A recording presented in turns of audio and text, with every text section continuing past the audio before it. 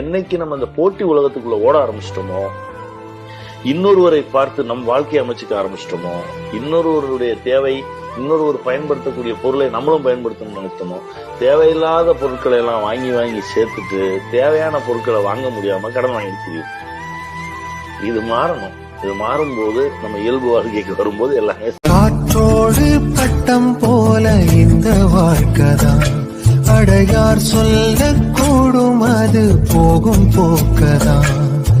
கண்ணால் காண்பது இங்கு பொய்யாய் மாறுமா?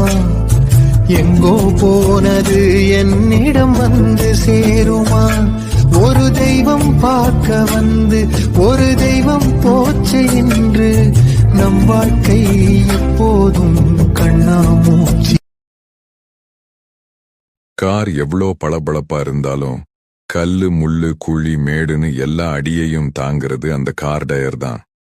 உங்க குடும்பம் வெளியே அவ்வளோ கௌரவமா தெரியுதுன்னா அதுக்கு பின்னாடி எல்லா கஷ்டத்தையும் தாங்குற யாரோ ஒருத்தரோட உழைப்பு இருக்கு.